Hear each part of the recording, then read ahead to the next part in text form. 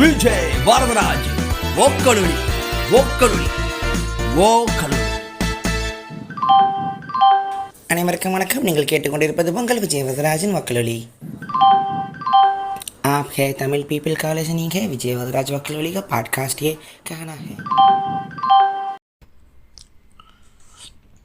வணக்கம் நேர்களே, இது உங்கள் விஜய் வரதராஜின் वक्लुली।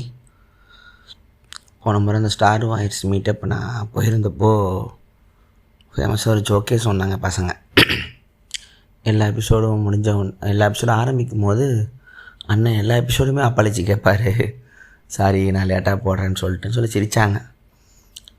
நான் இது போட்டே ஒரு 1.5 மாதம் கிட்ட ஆகிருக்கும் அடுத்த எபிசோடே. சில சமயம் மனசு பயங்கர ஒரு மாதிரி எம்டி ஆகிடும். அதாவது அது எல்லாருக்கும் நடக்கிறது தான்.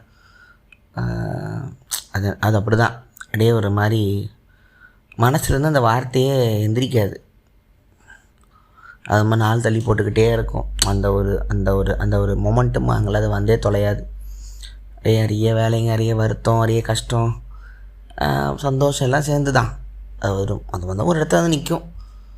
ஸோ நானும் அது அப்படியே பொறுமையாக பேசலான்னு முடிவு பண்ணிட்டேன். கொஞ்சம் கொஞ்சமாக இது பாட்காஸ்ட் பண்ணுறது மூலமாக நமக்கான ஒரு சந்தோஷத்தை கொண்டு வந்துக்கலான்னு மாதிரியும் யோசிக்கிறேன். இனிமேல் நிறைய வரும்னு நினைக்கிறேன், பார்ப்போம்.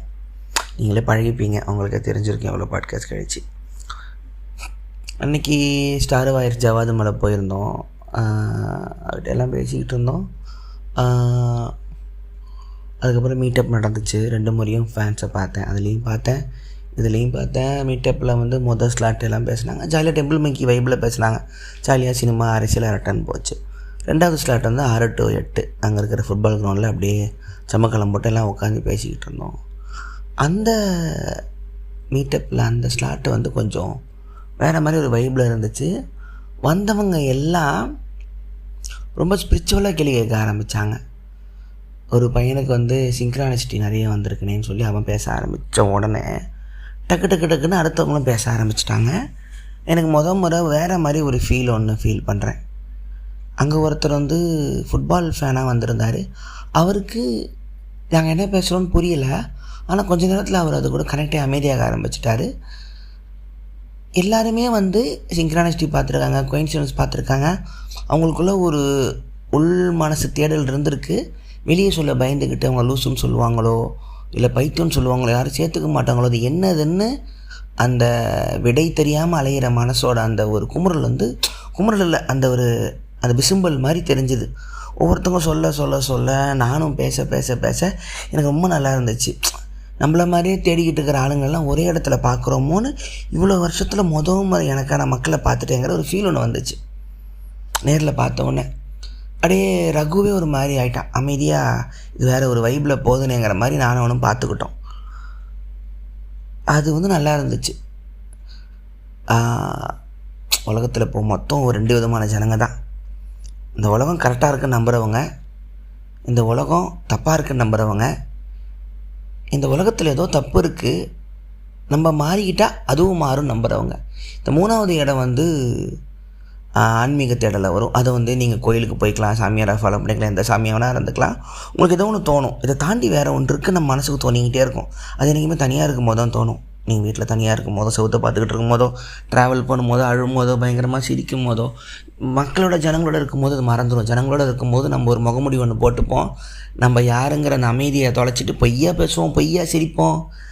அவங்களோட ஃப்ரெண்டாக பார்ப்போம். அவன் மூலமாக அதை காரியம் ஆகுமா, மேலே வர முடியுமா, அவங்க கூட ஏதாவது லாபம் கிடைக்குமா, அப்படி தான் வெளி உலகத்தை நம்ம பழகிறது. எல்லாமே ஒரு மாஸ்க்கு தான் உங்களுக்கு தெரியும்.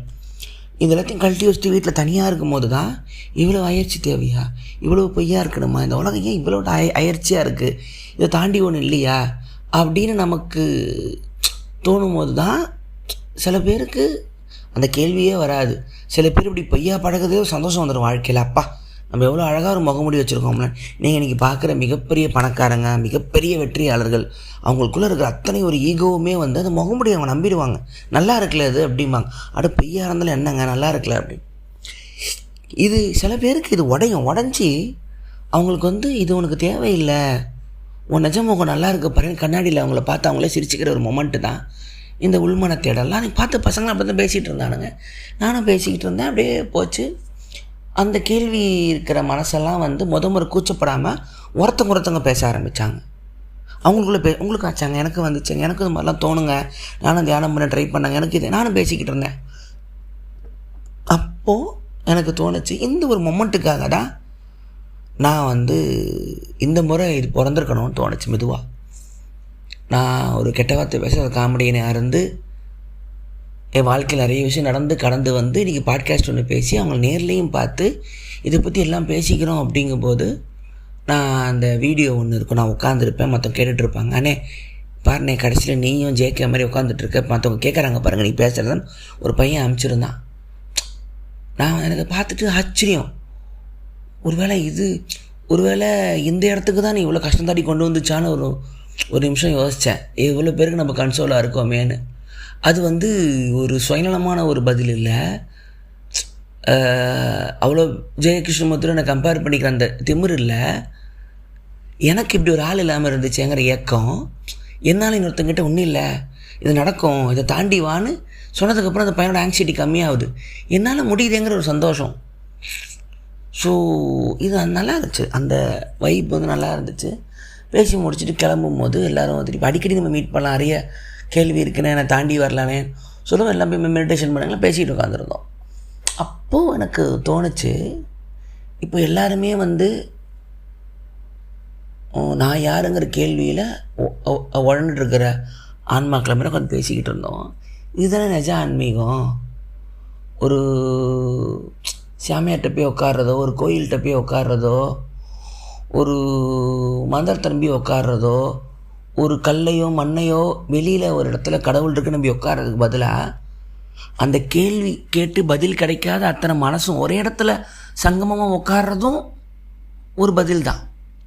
இது புத்தர் வந்து சங்கம்னு சொன்னார் எல்லாம். ஆனால் புத்தர் ஞானம் அடைஞ்சவர், இங்கே யாருமே ஞானம் அடையலை, அவங்கள அடையலை.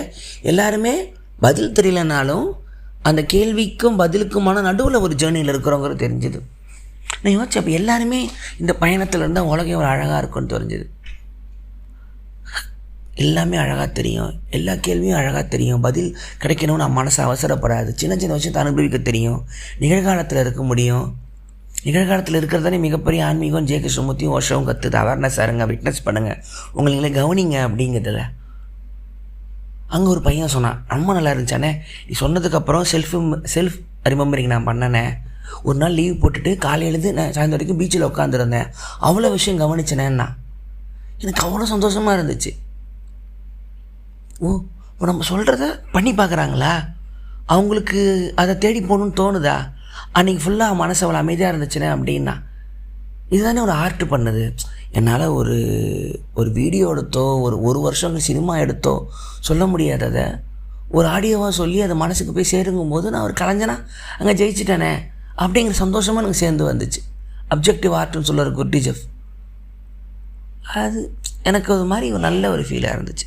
அப்போது எனக்கு இருந்த கேள்வி தான், அப்போது அடுத்த கட்டமான மக்களோட இப்போ இருக்கிற மக்களோட ஆன்மீகம் எந்த இடத்துல போய் நிற்க போகுது, அது ஆன்மீகம் என்ன அப்படிங்கும் போது என்ன தெரிஞ்சதுன்னா, எந்த ஒரு குருவோ எனக்கு பதில் தெரியுங்கிற எந்த ஒரு ஆளையோ நம்பி நீயே எனக்கு பதிலுங்கிற நம்புகிற காலம் முடிஞ்சிருச்சு.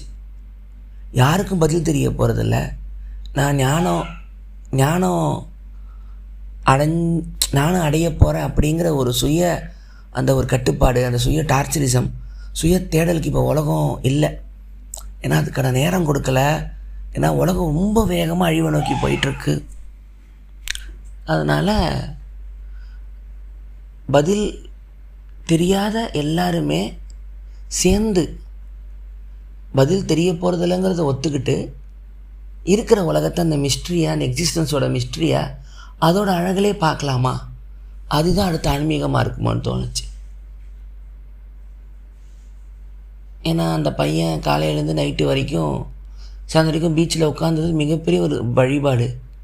அவனுக்கு அது தெரியல, அதுதான் மிகப்பெரிய ஆன்மீகம். அது awareness is the biggest spirituality. விஷயத்தை கவனிக்கிறது, அட்டென்ஷன். நீங்கள் விஷயத்தை கவனிக்கும் போதே அது ஒரு ஆன்மீகத்தில் வந்துடுது. ஏன்னா நம்ம எதையுமே கவனிக்கிறதுல வச்சு பாருங்கள், காலையிலேருந்து நைட்டு வரைக்கும் உங்கள் மைண்டுக்குள்ளே ஒரு படம் ஓடிக்கிட்டு இருக்கு. நீங்கள் நிகழ்காலத்தில் இருக்கிற எந்த ஒரு விஷயத்தையுமே அதனோட போக்கில் கவனிக்கிறது இல்லை. நிறைய பாட்காஸ்ட்டில் பேசியிருப்போம், நீங்கள் ஆஃபீஸில் இருக்கும் போதோ, வீட்டில் இருக்கும் போதோ, நடந்து போகும்போதோ, இரவு தூங்குறதுக்கு முன்னாடியோ, வாக்கிங் போகும்போதோ, அந்த நொடியில் இருக்கிற எந்த விஷயத்தையுமே நீங்கள் உங்கள் மைண்டை தள்ளி வச்சுட்டு கவனிக்கிறதில்ல. உங்களுக்கு ஒரு படம் ஓடிக்கிட்டு இருக்கும். நீங்கள் யாருன்னு உங்கள் மைண்டு ஒன்று சொல்லிக்கிட்டு இருக்கோம். அது ஒரு படம் ஒன்று சொல்லி ப்ரூஃப் பண்ணிக்கிட்டு இருக்கோம். அதுக்கு நீங்கள் பண்ண பாஸ்ட்டையும் ஃப்யூச்சரையும் ப்ரெசண்ட்டையும் சரியும் தப்பி வச்சு நீங்கள் டேலி பண்ணிட்டே இருப்பீங்க. இதான் நான். அதுதான் நமக்கு உலகமாக படம். வெளியே ஒரு உலகம் இருக்குதுங்க போது அந்த உலகத்துக்கு ஒரு பதிலையும் கண்டுபிடிச்சி வச்சுட்டு அறிவியலில். வானம்னா அதுக்கு ஒரு பதில் இருக்குது, மண்ணுனா பதில் இருக்குது, பூக்கு ஒரு பதில் இருக்குது. எல்லாத்தையும் நம்ம படமாக போட்டு சயின்ஸ் புக்கில் வரைஞ்சி வச்சு பார்ட்ஸ் பண்ணிட்டோம். எதுமேலேயுமே ஒரு மிஸ்ட்ரி இல்லை. போதும், அவனும் இந்த உலகமும் ஒன்று. ஒரு எண்ணம் தான் அவனையும் இந்த உலகம்னு ரெண்டாக காட்டுது அப்படிங்கிறத அவன் புரிஞ்சுக்கிட்டாலே அவன் பாதி விஷயத்தை விட்டுருவான். ஆனால் அதுக்கான மனிதர்களும் உலகம் ஃபுல்லாக இருக்கணுங்கிற தேவையும் இல்லை. அவங்க கம்மியாக தான் இருப்பாங்க. தூக்கத்தில் இருக்கிறவங்க தான் முக்கால்வாசி பேர், முழிச்சிட்டு இருக்கவங்க கம்மின்னு குட்டிச்சர் சொல்லுவார். ஆனால் இன்னும் எத்தனை நாளைக்கு தான் அதை நம்ம சொல்லிக்கிட்டே இருக்க போகிறோம் எனக்கு தெரியலை. நம்ம இணைஞ்சிட்டோம். இன்டர்நெட் இணைக்கிது, ஒரு பிளாக் இணைக்கிது, ஒரு ஃபோன் கால் இணைக்கிது, ஒரு பெரிய ஒரு ஃபுட்பால் மேட்ச் இணைக்கிது, ஒரு கிரிக்கெட் மேட்ச் இணைக்கிது, ஒரு போர் இணைக்கிது, ஒரு கொள்கை இணைக்கிது, ஒரு அரசியல் இணைக்கிது. எல்லாம் சேர்ந்து இருக்கும்போது ஒரு பதில் தெரிஞ்ச ஒரு தனி மனிதன் இந்த உலகத்துக்கு ஒரு அறிவுரையை சொல்லுவான்னு காத்துட்ருக்கிறத விட இதுதான் பதில்னு பிடிவாதமாக இருக்கிற மக்களை மாற்ற முடியாது. ஆனால் பதில் தப்பாக இருக்குது, எனக்கு தரப்பட்ட பதில் தப்பாக இருக்குது, வேறு ஏதோ ஒன்று இருக்குதுன்னு அலைகிற மனசெல்லாம் நிறைய பேர் ஒன்று சேர வேண்டிய டைமோ இது அப்படின்னு எனக்கு தோணுது. எந்த ஒரு தலைவனுக்கு கீழே, எந்த ஒரு குழுக்கு கீழேயும் இந்த ஜே கிருஷ்ணமூர்த்தி சொன்ன பாத்லெஸ் பாத் அதுங்கிறது எனக்கு இப்போ தான் புரியுது. ஏன் ஜே அதை வெறுத்தார். ஜேகே ஏன் தன்னை ஸ்பீக்கருங்கிற ஏன் தன்னை பேர் சொல்லி கூப்பிட மாட்டார், ஏன் தன் மீது ஒரு அழுத்தமாக செலுத்தப்பட்ட அந்த குருவோட இடத்த அவர் ஏன் வாங்கிக்கலான்னு இப்போ புரியுது. ஏன்னா அது ஒரு ஏன்னா உண்மைக்கு யார் சொல்லியும் உண்மை உங்களுக்கு புரிய போகிறதில்ல. நீங்கள் உங்களோட உண்மை உங்களால் மட்டும்தான் அறிய முடியும். இன்னொன்று, நமக்கு தரப்பட்ட மிகப்பெரிய சுதந்திரம் அதுன்னு ஓஷோ சொல்கிறார். நல்லா கவனிங்க, உங்களால் மட்டும்தான் உங்களை புரிஞ்சிக்க முடியும். மற்றவங்கிட்ட அந்த சக்தி இருந்துச்சு, உங்களை அறிஞ்சிக்கிற சக்தி அவங்ககிட்ட இருந்துச்சுன்னா அவனுக்கு நீங்கள் அடிமைன்னு அர்த்தம். உலகத்துக்கு இருக்கிற எத்தனை கோடி மனித உயிர் பிறந்தாலும் ஒவ்வொரு உடலும் அதை புரிஞ்சிக்க அவனால் மட்டும்தான் முடியுங்கிறது மிகப்பெரிய சுதந்திரம். அதுவே எனக்கு பாரமாக அமைஞ்சிருது. அந்த சுதந்திரத்தை ஹேண்டில் பண்ண தெரியாமல் அந்த பதிலை மற்றவங்ககிட்ட நம்ம கொடுத்துட்டு உக்காந்துருக்கோம். அதுதான் இங்கே விஷயம். அந்த பதிலுக்கு அரசியலாவோ, கேளிக்கையாவோ, கலையாவோ, கதையாவோ, கவிதையாவோ, நாவலாகவோ, ஒரு கருத்தாகவோ, ஒரு சண்டையாகவோ,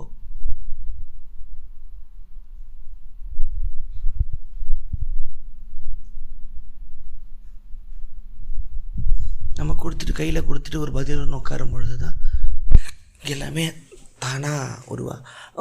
அப்போது ஏன் சில பேருக்கு மட்டும் அது நடக்குது, ஏன் சில பேரை மட்டும் இந்த காஸ்மோஸ் சூஸ் பண்ணுது, அதுக்கான மனசு ஏன் எல்லாருக்கும் இல்லை அப்படிங்கும்போது இது ஒரு படிநிலையாக தான் பார்க்குறேன். இந்த எல்லா விதமான மனிதர்களும் இருக்கும்போது தான் உலகம் அழகாகவும் ஆகுது.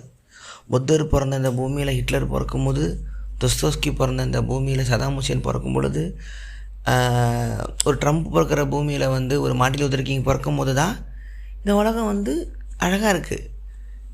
அழிவும் ஆக்கமும் கலந்து இருக்கும் பொழுது அது வகையில், ஏன்னா ஒவ்வொருத்தருக்குமான சுதந்திரம் அவங்ககிட்ட இருக்குதுன்னு சொல்லும் பொழுது அவன் எப்பேற்பட்ட விஷயத்தையும் பண்ணக்கூடிய ஒரு ஆத்மார்த்தமான ஈகோவும் அவனுக்கு வந்துடுது. இந்த மெட்டீரியல் உலகத்தோட ஒரு தனி புள்ளியை தன்னை நினைக்கும் பொழுது அவன் தன்னை ராஜாவை நினச்சிக்கிறான், கடவுளை நினச்சிக்கிறான். அலெக்சாண்டர்லேருந்து ட்ரம்ப் வரைக்கும் தன்னை ராஜாவை நினச்சிக்கிறான். ஏன்னா வெளி உலகத்தில் தான் அதுக்கான பதில் இருக்க நம்புறவங்க தன்னை நடுப்புள்ளியை நினச்சிப்பாங்க. இல்லை, அது எனக்குள்ளே தான் இருக்குன்னு நினைக்கிறவங்க பௌத்தனாக இருப்பாங்க, புத்தனாக இருப்பாங்க. ஸோ அடுத்து வரப்போகிற ஆன்மீகம் எல்லா கடவுளையும் தூக்கி எறிஞ்சிட்டு முதல்ல நாத்திகமே முதல்ல ப்ராப்ளமாக இருக்குது.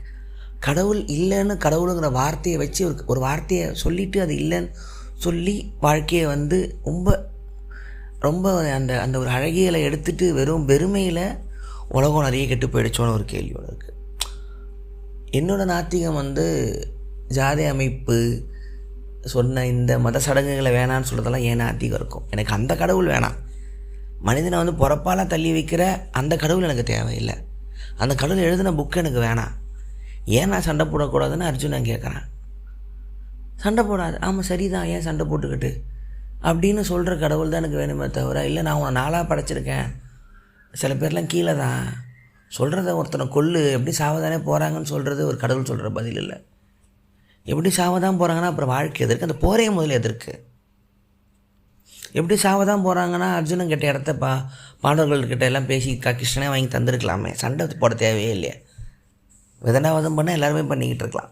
ஸோ எனக்கு அந்த கடவுள்லாம் வேணாம், எனக்கு கடவுளே வேணாம், எனக்கு பதிலே வேணாம். நான் பிறந்து நானே இந்த உலகத்தை அறிஞ்சிக்கிற ஐம்புலங்கள் இருக்குது, என் மனசாட்சி ஆத்மா இருக்கும்போது எனக்கு வெளியில் ஒரு கடவுள் எனக்கு நான் யாருன்னு சொல்ல வேணாம், நான் என்னை பார்த்துக்கிறேன். இது மிகப்பெரிய ஒரு செல்ஃபிஷ் மாதிரி தெரியும், மிகப்பெரிய ஒரு பதில் அதுதான். ஏன்னா நானே பார்த்துக்கிறேன், நானே கண்டுபிடிச்சிக்கிறேன்னு சொல்லும் பொழுது யாரையும் நம்பி என் சுதந்திரத்தை நான் தர விரும்பலை, எனக்கான பதிலை நான் தர விரும்பலை. எனக்கு உண்மையை கண்டறிகிறேன். ஓஷோக்கு அப்புறம் எனக்கு தெரிஞ்சு யாரும், நான் அதுக்கு இப்போ இருக்கிற எல்லாருமே அதை காசாக பார்க்குறதோ ஆன்மீகம் மாற்றுறதோ திருப்பி இருக்கிற பழைய மரத்துக்கு கீழே தான் அதை கொண்டு வராங்களே தவிர உன்னோட சுதந்திரத்தை நான் உனக்கே தரேன்னு ஓஷோக்கு அப்புறம் யாரும் அதை பதிலாக சொல்லலை. அது அவங்களோடய முடிஞ்சு போச்சு. ஆனால் எனக்கு அன்றைக்கி அவங்களோட உட்காந்து பேசும்பொழுது இதுதான் அடுத்த ஆன்மீகமாக இருக்கணும்.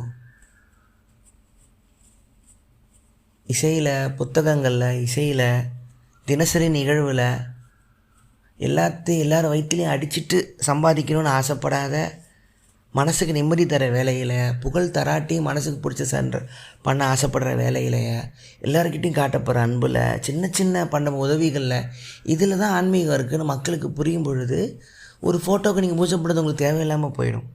ஏன்னா அது வேலை செய்யலை, இன்றைக்கி வரைக்கும் அது வேலை செய்யலை. அப்படி ஒன்று இல்லை. இல்லைனா கடவுள் இறங்கி காசாவில் அத்தனை குழந்தைங்களை காப்பாற்றிருக்கணும். அதே கடவுள் ஜெர்மனியில் ஹிட்லர் கேம்புக்குள்ளேயும் போயிருந்துருக்கணும். லட்சமான மக்கள் ஒரு கொள்கைக்காக கொல்லப்படும் போதெல்லாம் கடவுள்லாம் இறங்கி வரல. இவங்க அது பதில் சொல்ல தெரியாமல் நீங்கள் செத்ததுக்கப்புறம் மேலேருந்து ஜட்ஜ்மெண்ட் கொடுப்பார்லாம். எனக்கு அது தெளிவான பதில் இல்லை. இந்த மண்ணில் பிறக்கும் பொழுது அந்த உடல் நிம்மதியாக பிறந்துட்டு சாகணும். ஒரு குழந்தை மரணிக்கும் போது எனக்கு அதில் என்ன நியாய தீர்ப்பு இருக்குன்னு எனக்கு புரியலை. அதில் என்ன மல்லு கட்டி எனக்கு என்ன ஜஸ்டிஃபிகேஷன் தர போகிறோன்னு தெரியலை. மனிதனுக்கு மதியம் அன்பு செலுத்துறதுல மட்டும்தான் ஒரு ஆன்மீகம் இருக்கவே போகுது. ஸோ அதுதான். ஸோ நானே ரொம்ப நாளாகவே எனக்கு ஆசை, இது மாதிரி நிறைய பேர் நேரில் பார்க்கணும்னு ஆசை. நிறைய உண்மையிலே ரொம்ப நாளாக ஒரு ஆசை வச்சு ஆரம்பத்துலேருந்து, சின்ன வயசுலேருந்து இந்த விஷயத்தெல்லாம் கற்றுக்கிட்டதுக்கப்புறம் எனக்கு யார் எப்போ வேணால் மெடிடேஷன் பண்ணிட்டு போகிற ஒரு இடம் கட்டணும்னு ஆசை. அங்கே எந்த சாமி ஃபோட்டோவும் இருக்காது, எதுவும் இருக்காது. நடுவில் ஒரு ஆள் நடுவில் கூட உட்காந்துருக்க மாட்டான். ஒரு சின்ன ஒரு ரூமு, அங்கங்கே உட்கார்றதுக்கான இடம் இருக்கும். சுற்றி ஓஷோ, ஜேகே எந்த புக்கு வேணால் அங்கங்கே புக்கு சதுரி கிடக்கும். ஒரு அமைதியான ஒரு பாட்டு ஓடிக்கிட்டு இருக்கும். நீங்கள் பாட்டு வரலாம், நீங்கள் பாட்டு தியானம் பண்ணலாம், நீங்கள் பாட்டு எந்திரிச்சு போகலாம். இப்படி முன்னால் எனக்கு ஒன்று பண்ணணும்னு ஆசை மனசில் ஓடிக்கிட்டே இருக்கும். அது கொஞ்ச நாள் என்கிட்ட நல்ல காசு வந்ததுக்கப்புறம் நான் அதை ஓக்லொலி சார்பாக ஆரம்பிக்கணும்னு ஆசை. ஏன்னா யோசிச்சு பாருங்கள், ஒரு ரொம்ப பிஸியான ஒரு நகரத்தோட தெருவில் ஒரு கண்ணாடி கொண்டில் வெளியே இருந்து பார்க்குறவங்களுக்கு உள்ள ஒரு 20 பேர் கண்ண மூடி அமைதியாக உட்காந்துருக்காங்கன்னா அவங்க இழந்த ஏதோ ஒரு வாழ்க்கை ஒன்று அங்கே இருக்குதுன்னு அவங்களுக்கு புரிய ஆரம்பிக்கும். ஆனால் எந்த ஒரு யாருக்கு கீழேயோ இல்லை எனக்கு கீழேயோ கூட அது வராது, எதுக்கு கீழேயுமே வராது. ஏன்னா ஒன்றை நீ அறிஞ்சிக்கிறதுக்கு ஒரு சகவாசமோ, ஒரு அவகாசமோ, ஒரு நேரமோ, ஒரு சப்போர்ட்டோ அந்த உலகம் பண்ணுறதில்ல. சும்மா எக்ஸாம்பிள் சொல்கிறேன். நான் ட்ரை பண்ணிப்பார். வீட்டில் காலையில் எல்லாம் இருக்கும்போது சமணங்கால் போட்டு கண்ணை மூடி 5 நிமிஷம் உட்காந்துரு. என்ன கலவரம் ஆகுதுன்னு மட்டும் பாரு வீடு. நீ சத்தமாக பேசு, புக்கை போட்டு உருட்டு, கற்று, ஃபோனில் பேசு, இங்கிட்ட ஓடு, எதாவது போட்டு பொருளை போட்டு ஓட, யாரும் எதுவும் பெருசாக கேட்க போகிறதில்ல. சும்மா 2 காலையும் சமணம் போட்டு கண்ணை மூடி முதுகு தண்டை நேராக வச்சுக்கிட்டு சும்மா ஒரு 10 முறை மூச்சு எடுத்துக்கிட்டு சும்மா தியானம் பண்ணிப்பாரு. வீடே பதறும். சம்மந்தமில்லாமல் உன் மேலே அன்பு காட்டுவாங்க. ஏதோ ஒரு தப்பு, மிகப்பெரிய தப்பு நடந்துச்சோங்கிற பயம் வரும். அதுதான் உலகம். உன்னை உள்ளே போவாதன்னு வெளி உலகம் முடிஞ்சளிக்கு மல்லு கட்டும். அப்போ தான் உனக்கு தெரியும் ஏன் ஒரு புத்தன் எவ்வளோ ப்ரீஷியஸ்னு உனக்கு தெரியும். அல்ல கேட்டுக்க, உலகத்தில் மிகப்பெரிய தைரியம் வெளி உலகத்தில் 1000 காலடி எடுத்து வச்சு ஃப்ரண்ட்டில் போகிறதில்ல, உனக்குள்ளே ஒரு ஸ்டெப் வைக்கிறது தான். அது புரிஞ்சிருச்சுன்னா உனக்கான ஆன்மீகம் ஆரம்பிக்குது. The new spirituality. Vijay Varadaraj ஓக்கலுளி ஓக்கலுளி ஓக்கலுளி. அனைவருக்கும் வணக்கம். நீங்கள் கேட்டுக்கொண்டிருப்பது உங்கள் விஜய் வரதராஜன் वक्लोली. आप है तमिल पीपल का लिसनिंग है विजय वरदराज वक्लोली का पॉडकास्ट ये कहना है.